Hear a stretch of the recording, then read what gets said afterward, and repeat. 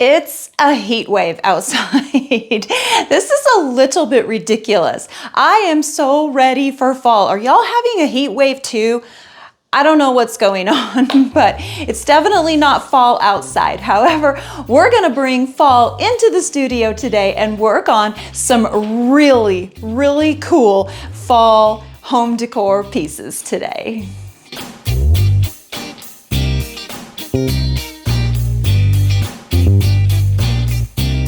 Hello everybody, welcome back. It's so good to see y'all. I'm so glad you're here. I think we're gonna have a good time today. I've got some really cool designs planned for us that I think y'all are really gonna love. If you've been with me for a while, y'all know that I do like to create a little out of the ordinary. So I've got a couple pieces today that are definitely different, but so cool. I know y'all are gonna love these. So without further ado, let's just go jump right into today's projects.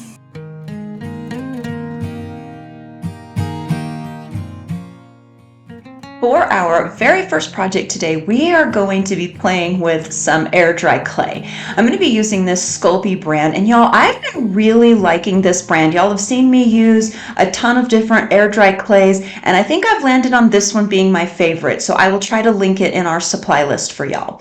We're also going to be using some of these patterns. We're actually just going to end up using one. We're going to need a really good sharp X-Acto knife and a rolling pin. So to get started, I'm first going to knead my clay, and so it's nice and soft and pliable, and then I'm going to place this maple leaf pattern over the top of my rolled out clay. You do want to roll this out to be about 1 to 1.5 inches thick. If you get it too thin, the end result isn't going to be very good. It'll be fragile and you run the risk of it cracking and breaking. So, and in case I didn't tell y'all, we are going to make a really cool bowl with this maple leaf. We're going to make a maple leaf bowl. I think y'all are going to enjoy this. It's a really fun, super easy project. So next up, we just need to cut this entire maple leaf out.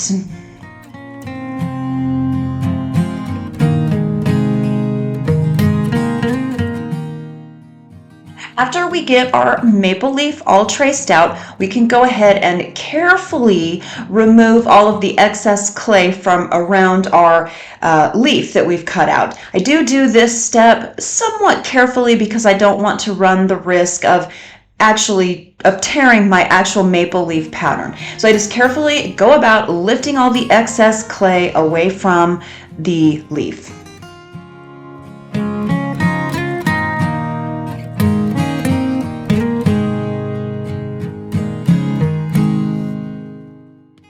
Once our clay has been, all the excess clay has been removed, I'm now going to come in with a little tiny bowl of warm water and then carefully, ever so carefully, lift my leaf up off of my surface here and then go around all of the edges with my maple leaf with a damp finger. Now, you don't want to use a super wet finger. You just want to get a damp finger, go around all of the edges to kind of smooth out those rough lines and just give it a nice finish.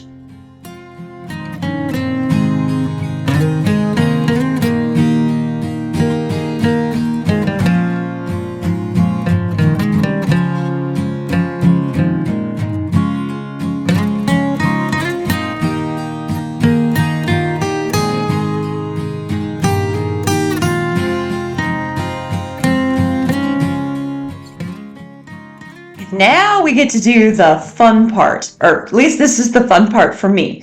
So to shape our maple leaf into a bowl, we're actually just going to be using a kitchen bowl, just a regular old bowl from my kitchen. Now the size of your leaf will, the size of your bowl will depend on how the size of the leaf bowl is going to turn out. Wow, I don't know why that was so hard to get out, but I think y'all know what I meant, right? Okay, so I'm going to use some parchment paper. I'm going to line the bowl with some parchment paper just so this clay doesn't stick to our bowl. And then I'm going to carefully place the leaf into the bowl. And I do spend a little bit of time here just kind of wiggling it a little bit and shaping it around the bowl. And I do press the inside into the deepest part of the bowl, but I try to be really careful to leave, you know, some good edges around the top part of the bowl so that we can actually form this leaf into a bowl. It's really not as confusing as I am making it sound, trust me. So I just shape it into the bowl, play with it a little bit, get the good shape. If any of my edges get messed up, you can use some warm water to fix that. And then I set it aside and I let this dry for about 3 days. I wanted to make sure it was fully cured before I jumped into painting. If you do have some rough edges on this, you can sand them away, but I suggest using a fine sandpaper and do it very gently. I also made this second one just because I had some clay left and I thought it would be fun to just make a flatter one, because you could turn that into a candle holder or, you know, anything. You could also use it for a bowl. You could put some fun bowl filler in it. Okay, so now we're gonna paint. Oh goodness. So to do the painting, I first want to start with a base coat on my leaf. I've chosen this really pretty green. It's kind of a brownish green color. It's got a little bit of purple in it even. So this is the color that I'm going to use as my base coat. I do want to take my time to coat the entire thing, top and bottom.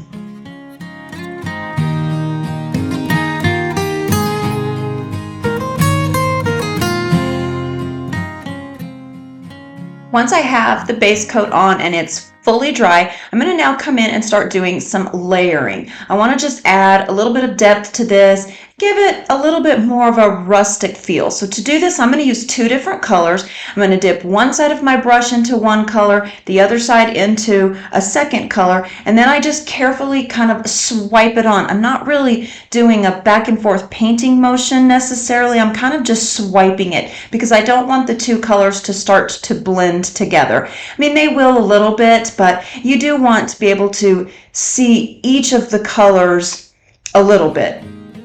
So I'm going to do this to both the top and the bottom of the bowl because you do see a little bit of the bottom like when it's setting. So I want to make sure I do the exact same thing to the top as I do to the bottom.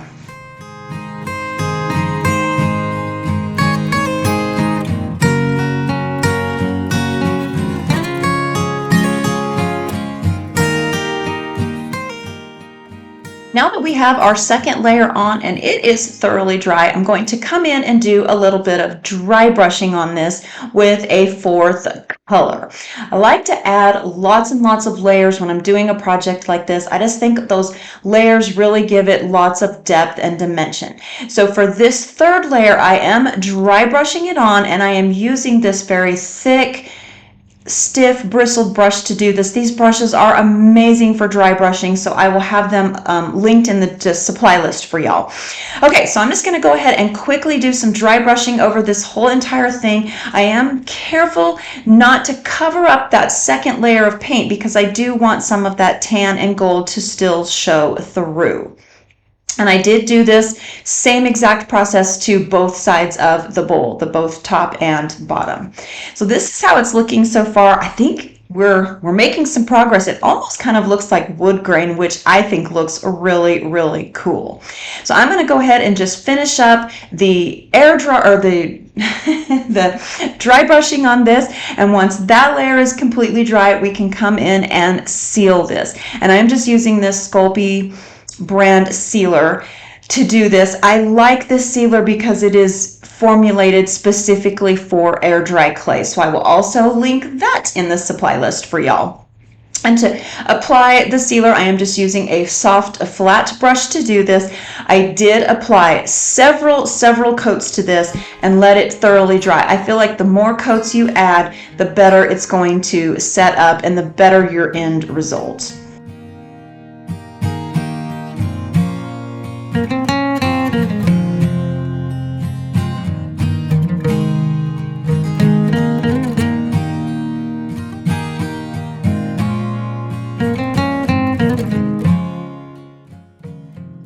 This is how it looks after 3 coats of the sealer. I really love how these turned out. These are really kind of cool, y'all. So I cannot wait to style them. I did use a matte sealer on these, but it does still have a little bit of sheen, which I think is okay. It does give it a pretty cool polished finish.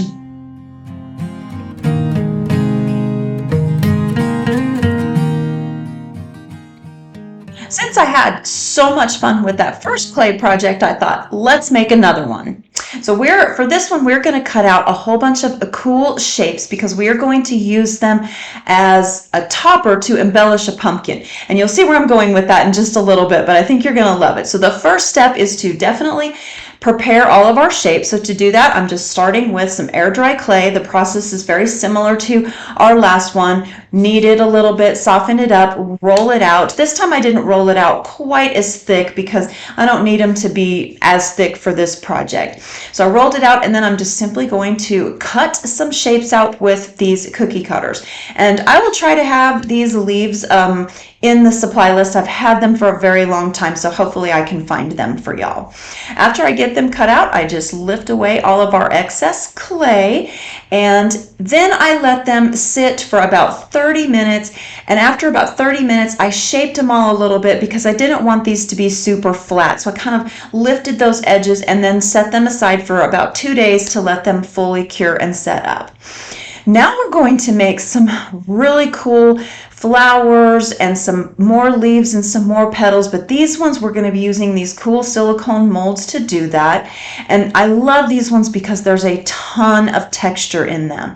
So to shape our clay into the mold, I do dampen my clay just a teeny tiny little bit, and then we're simply going to just shape this around the mold. These are kind of fun. They're super easy to use. I love these, and I'll also have these in the supply list for y'all. So you just really shape the clay to the mold. Very easy, very straightforward, simple process. So we'll go ahead and do that really quickly. And it does go fairly quick, you'll see. And the texture is really cool once we demold it.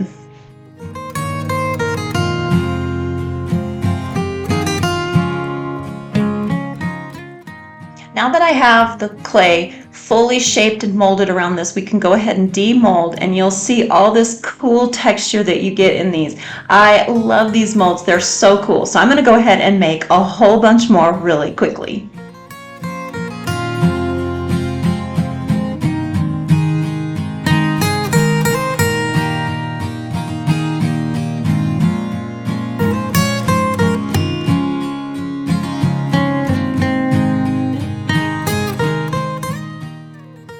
Okay, that was a ton of fun.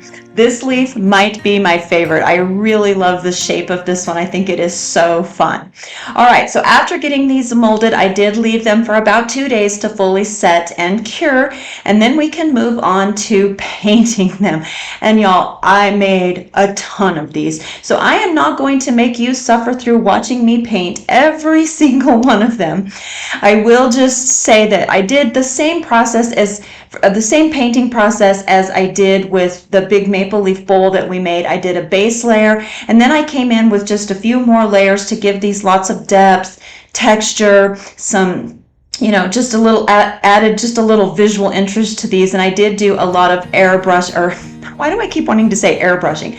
Dry brushing to these as well.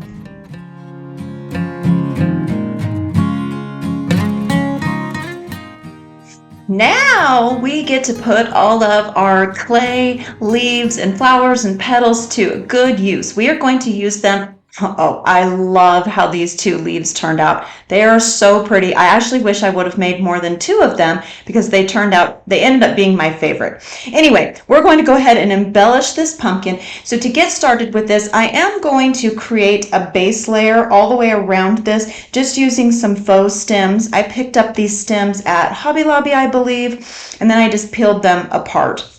So again, I'm just going to build a base layer all the way around the top of this using some maple leaves and some oak leaves. I like to create the base first so that we have a foundation to work off of when building this whole pumpkin floral piece. I guess that's what we can go ahead and call it. So again, I'm just going to quickly come in and create a base layer all the way around this before adding in the clay. Once I get that base layer built, we can go ahead and start adding in some of our clay leaves. And this is where it gets really exciting. I love how the clay leaves just added so much to this piece. I did use hot glue to attach these. At first I was wondering how the hot glue was going to work with the clay, but it worked splendidly. So I just hot glue them on, and again, once that base layer is built, I kind of start using some of the clay leaves to build almost like a second layer, but I do go all the way around, and I also pay really close attention to the sides because I don't want this just built up across the top.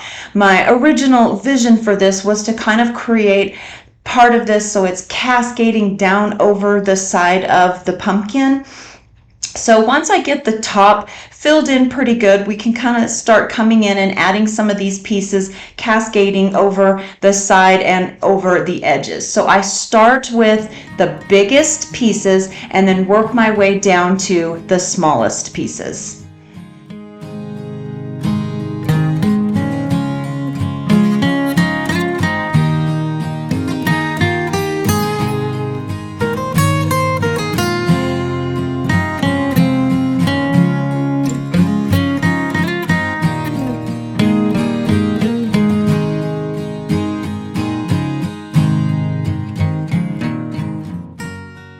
Okay, does this happen to y'all too, where you just keep building and building and you just don't know where to stop and when to stop? I had that exact issue with this one. So I got a bunch of leaves and our clay leaves and flowers built all down the side to create this really pretty cascade effect.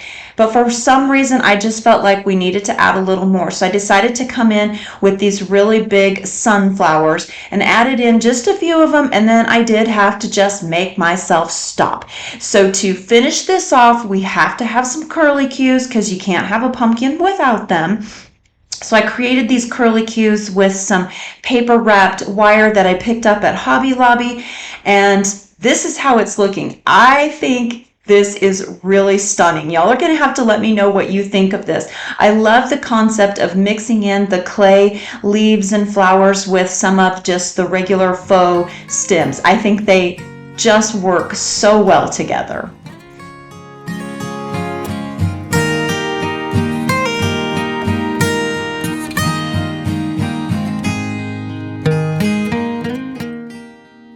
I like changing the art that I set on top of my mantle with the season. So I needed to create a new fall art piece. So for this piece, we're going to create this really fun canvas piece using a whole bunch of wood cutouts. I cut all of these leaves out on my laser cutter. If you don't have a laser cutter, you could just use pre-cut leaves that you can find at Hobby Lobby, Michael's, any of the craft stores. Even Dollar Tree has a whole bunch. But if you do have a laser cutter or a scroll saw and you would like to cut these out for yourself, I'll have the pattern available for y'all as a free printable. In fact, all the patterns from today will be available. Okay, so for this piece, I'm using a canvas that is 24 by 36. And like I said, I just have all these leaves that I cut out in all different shapes and sizes. And I'm just going to start laying them out across the canvas. I want to lay them out sort of haphazardly because I don't want them all going the same direction. My vision for this was to kind of lay them out so it looked like falling leaves. So at the top, I do have a little less leaves than I do at the bottom because when they're falling, they collect at the bottom. So that was my, reasoning for the way I laid these out. And that second set of hands you see is my friend. She came over to visit. So while she was visiting, she just jumped in and gave me a helping hand. Okay, so the leaves are all laid out now, and to attach them to our canvas, I am just going to be using some Titebond wood glue. I am using the waterproof wood glue, and there's a reason for that because we are going to do something super crazy with this, so you want to make sure you use a waterproof glue to attach your leaves to the canvas. So I'm going to go ahead and just very quickly get all of these leaves glued down. And this step does take a little time, so put on your favorite music and listen to some music while you're gluing leaves down.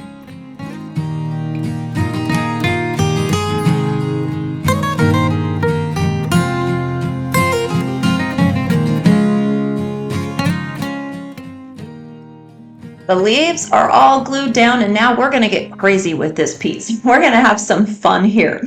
So I want to create this piece to make it look like the leaves are faded into the background. I still want to be able to see the shape of them, but I want them to be, you know, almost become one with the canvas. So to achieve this, we're going to be using some drywall mud here.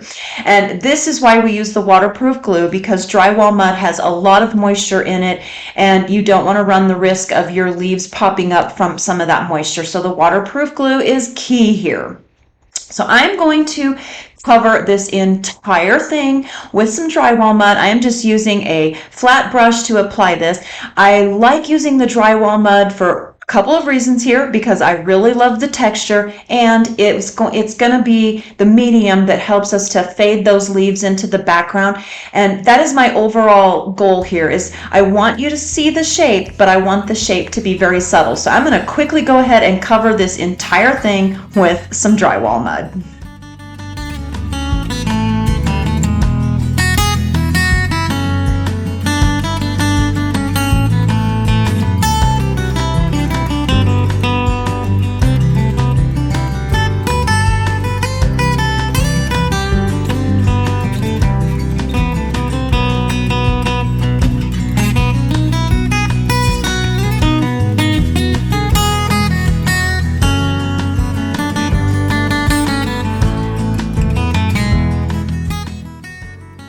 The mud is on, and it is looking super, super cool. I love how this just really transformed this entire piece. So I did let that sit for about 2 days to let that drywall mud fully set and cure. And then I came in and put a base layer, a base coat of paint over this entire thing. And I am using green. Y'all know me, green is my favorite color. So this is the color that I chose for my base coat.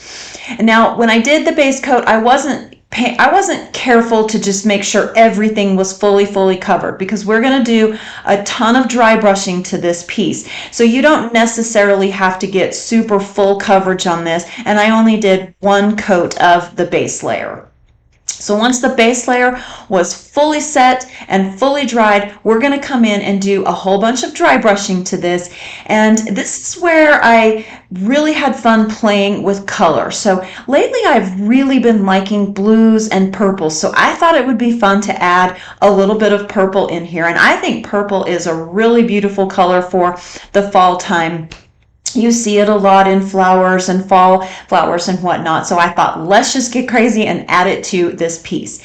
I'm only covering just the edges of the leaves with this color though, and I am dry brushing. So you'll see me dip my brush in the paint and then wipe most of it away. And then with a very light feather touch, I just come in and add the purple to just the edges of each of these leaves.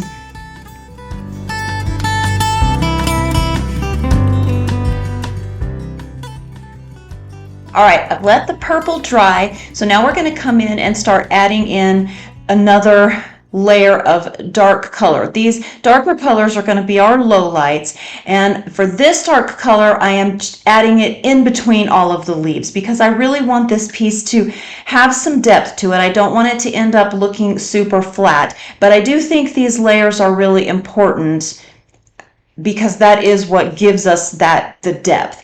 It's also really important to use lowlights and highlights to this. So I'm going to brush on all these lowlights really quickly.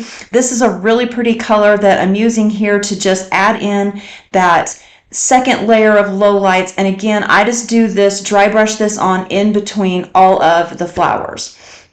Once I have that dry brushed, then we're going to come in with our highlights. Now, I think the highlights are super important, because this is what's actually going to start making this piece really pop. And again, I'm dry brushing these on, and I'm using this very thick, stiff, bristled brush to do this. These brushes are amazing for dry brushing. So if you like to do a lot of dry brushing, I do recommend investing in these. So I'll have them listed in the supply list for y'all. So with this highlight, I just come in and very gently go over the whole thing with a super dry brush. I'm not using a very heavy hand to do this. I think a light feather touch is what's important here. And again, I don't cover the entire piece with these highlights. I just kind of go haphazardly over the entire piece.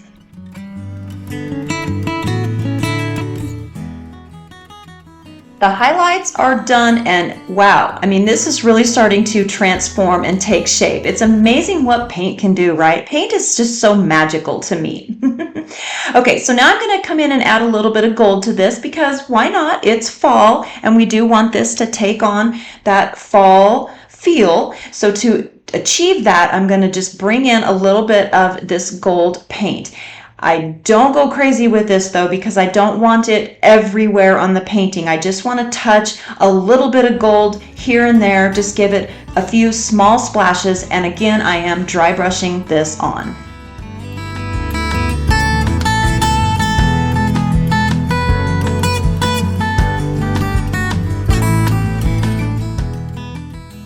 After laying that gold down, it started to feel a little flat to me, so I thought it would be fun to come in with a little sparkle. So to add the sparkle to this, I am just going to dry brush on a tiny little bit of this metallic gold paint. And again, I just want small touches of this, so I'm really not going to put very much of this down, just a little tiny bit on some of the bigger leaves just to kind of highlight them. So go ahead and do this really, really quickly.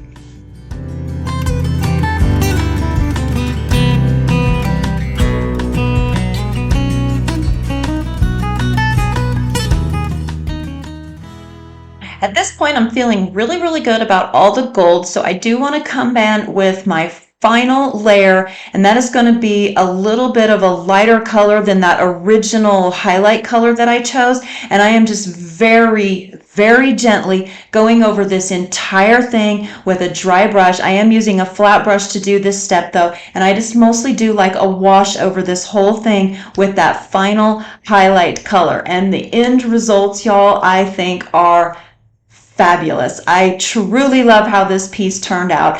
Once it was all done, Michael did take it out to the shop and build me a frame for it, and I can't wait for y'all to see the final piece. Well, what do y'all think of the 3 projects that we worked on today? I love them all. I think my favorite is definitely the really unique art piece. I love how this turned out. I love it on the mantle, and I know I'm going to really enjoy this piece. It's going to make me smile every time I sit down and look at it. Our pumpkin turned out absolutely gorgeous. I love how we mixed the clay with the greenery and a little bit of just, you know, those fun embellishments, just kind of mixing those mediums together. It made just for a really fun piece. So I think that pumpkin turned out absolutely gorgeous. And our maple leaf bowl, I love it. I think it is really unique. It's a lot of fun, and it's going to be fun to showcase it in my fall decor. So y'all are going to have to let me know, of the 3 projects that we worked on today, did you have a favorite?